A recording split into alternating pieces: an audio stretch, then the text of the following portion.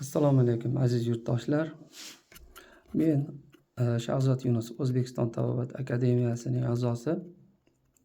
Sirdaryo viloyati Sayxunobod tumanida Olobos mahallasida tabobat yo'nalishida faoliyatimizni olib boryapmiz. Bugungi videomizda qilishdan maqsad shu yurtdoshlarimizga apiterapiyani nima ekanligini, buni foydalari haqida qisqacha shu ma'lumot berish. So'zimizda avvalambor biz musulmon xalq farzandlari bo'lganimiz uchun ham Qur'oni Karim Nahl surasining 68-69 oyatlari haqida ma'lumot berib o'tib ketishni joiz topdik.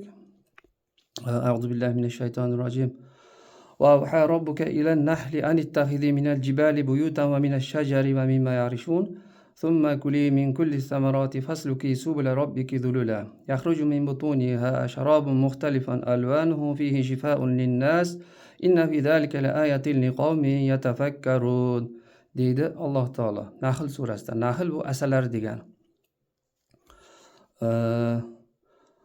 Robbing asalariga buyurdiki, tog'lardan va daraxtlardan in qurishlikni va turli alvon gullardan, mevalaridan, uning sharoblaridan terishlikni va Robbing yo'llagan yo'ldan yurishlikni deydi. Ya'ni asalari haqida Alloh taolo buning o'ta mo'tabar jonzot ekanligi haqida bir ma'lumot olishingiz ham mumkin. Vahiy so'zini Alloh taolo payg'ambarlardan tashqari jonivorlar ichida faqatgina asalariga nisbatan qo'llagan. Bu yagona insondan tashqari, ya'ni payg'ambarlardan tashqari vahiy so'zi juda ham bir Alloh taoloning mo'tabar hurmatiga loyiq bo'lganligini dalolat qiladi.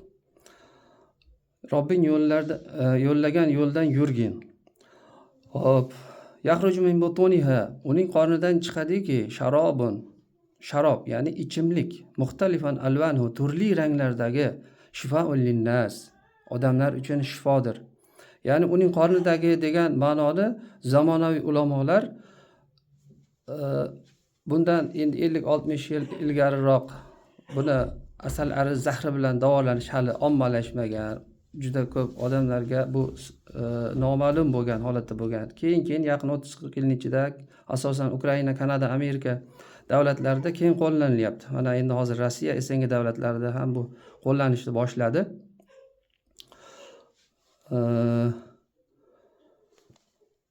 Uning qornidagi narsani degan hozirgi zamonaviy ulamolarning xulosasi bo'yicha ham asali ham zahri degan xulosaga kelishgan.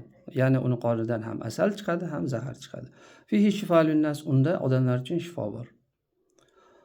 Inna fi zalika, mana bu narsada esa la ayatun liqawmi yatafakkarun, fikr qiluvchi qavm uchun oyat va belgilar bordir deydi Alloh taolo. Mana shu Nahl surasining 68-69 oyatlaridagi ma'lumotning o'zi ham biz musulmon xalqlariga asal arining nechog'li shifo ekanligi haqidagi ixlosimiz paydo bo'lishi uchun yetarli ma'lumot. Endi uni meditsina yoki ilmiy tomonlama foydalari haqida ilmiy terminlarda to'xtalib o'tirmaymiz, vaqtlaringizni ko'p olmaslik uchun. Men hozir bizni muolajalarimizni mana 10 kun davomida olib, o'zlarini xulosalari bilan, o'zlarini shu taassurotlari bilan bo'lishmoqchi bo'lgan Sirdaryo tumanidan kelgan o'sha bemorlarimizga so'z bermoqchiman. Marhamat, o'zlaringizni o'sha taassurotlaringiz haqida asalar bilan. Assalomu alaykum aziz yurtdoshlar. Mana O'zbekiston Tabobat akademiyasi Shahzod tabibdan davolandik. Masalan, o'tgan yili o'zim davolandim. Shu belim, mana shu og'riq, oyoqdan belgacha og'riq bor edi. Asalardan davolandim. Mana bu yil ayolning tizzasi og'rirdi. Mana tizzasidan davolanib olib keldim. Mana 10 kun davolandi. Xudoga shukr, mana endi olib chiqib ketyapman. Yaxshi. Natijalar yaxshi. Xudo xolasa. Mana yangi so'z sizga. Sizda qanday muammolar bor edi kelganingizda? Men yurolmasdim. Uncha mana endi asta-sekin yaxshi bo'lyapti. Shu olib mana bugun oxirgi kunim chiqib ketyapman. Yaxshi, Xudoga shukr. Yurib ketdim.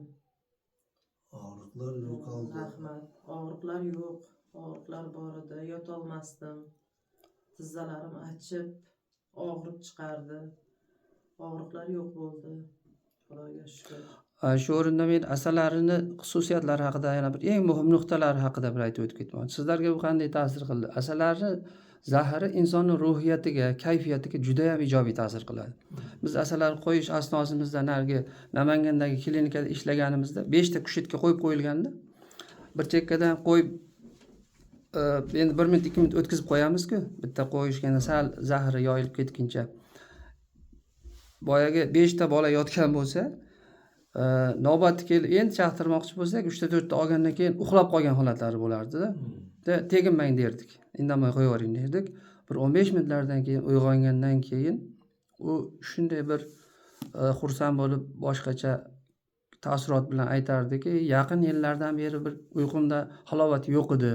Hozir qancha uxladim men? Bu uyqu umuman boshqacha bo'ldi deb o'zi gapirib qoladi-da. Keyin deyarli hamma bemorlarimizda bu gap aytilgan. Asablarim nihoyatda joyiga tushdi. Ruhiyatim yaxshilanib qoldi degan gapni aytgan. Yaqinda bitta Baxtdan kelgan bemorimiz aytibdi. Necha yildan beri qurilishga tayyorgarlik ko'raman. Mablag' ham bor, lekin kayfiyat yo'q, boshlashga bir g'ayrat yo'q derdi. Asalari bilan davolanishni boshlagandan keyin 3-4 kundan keyin boshqacha bo'lib qoldim deydi. Shu chaqirib o'zim boshlab deydi. Ustalarni ham chaqirib o'zim qo'shilib ular bilan ishlab, uyda perestroyka qilib tashladik deydi. Xotinim xursand deydi. Shuncha yildan beri sizga nima bo'ldi deb deydi. Bu insonni shunday ruhiyatini shunday ko'taradiki, endi yurtdoshlarimizga siz nimalaringiz, tavsiyalaringiz? Tavsiyamiz yaxshi ish qilib, Allohga shukr, shu sabab bo'ldi, shundan davolandik. Doktorga yugurmaslik kerak ekan. Shuncha doktorlardan foyda bo'lmadi. Necha marta lecheniya oldik. Больницаlarga yotib chiqdik, bo'lmadi. Mana shundan endi Xudo xohlasa shifo topdik. Allohga shukr. Rahmat sizga ham. Qo'llaringiz dard ko'rmasin.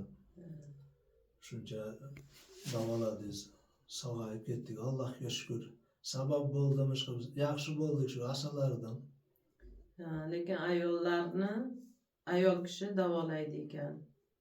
Erkaklarga erkak kishi qaraydi. Bu yog'i ham bor.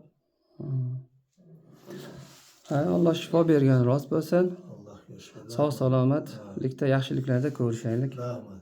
Pastda telefon raqamlarini qoldiramiz. Murojaat qilishinglar mumkin.